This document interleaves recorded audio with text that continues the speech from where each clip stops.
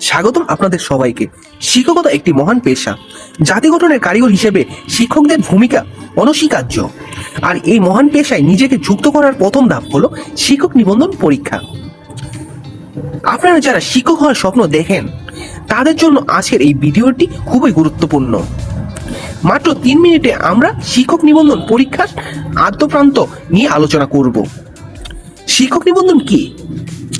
শিক্ষক নিবন্ধন হলো বেসরকারি শিক্ষা প্রতিষ্ঠানগুলোতে শিক্ষক হিসেবে যোগদানের জন্য একটি বাধ্যতামূলক যোগ্যতা যাচাই প্রক্রিয়া।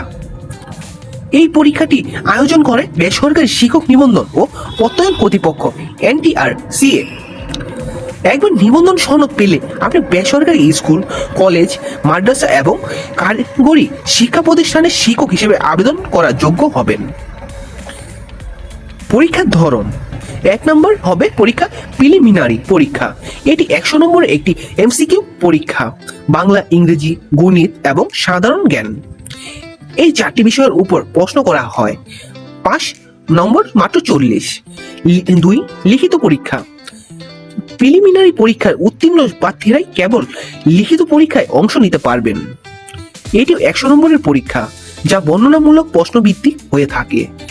আপনার নির্বাচিত বিষয়ের উপর গভীর জ্ঞান যাচাই করা হয়।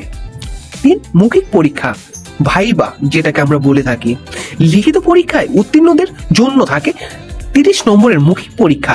এখানে আপনার ব্যক্তিত্ব, উপস্থিত বুদ্ধি এবং শিক্ষকতার প্রতি আগ্রহ যাচাই করা হয়। প্রস্তুতি নেবেন কিভাবে? সফলতার জন্য চাই সঠিক প্রস্তুতি। এর জন্য কিছু টিপস আপনাদের কাজে আসতে পারে।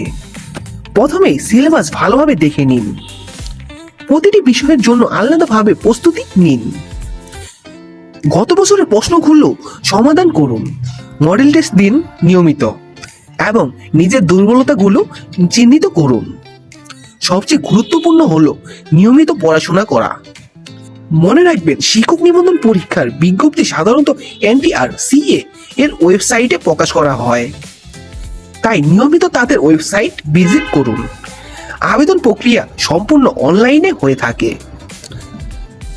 শিক্ষক নিবন্ধন পরীক্ষায় আপনার স্বপ্নের শিক্ষকতা পেশায় প্রবেশ করার একটি গুরুত্বপূর্ণ ধাপ। সঠিক পরিকল্পনা এবং কঠোর পরিশ্রমের মাধ্যমে আপনি অবশ্যই সফল হবেন। আপনাদের সকলের জন্য শুভকামনা। ধন্যবাদ।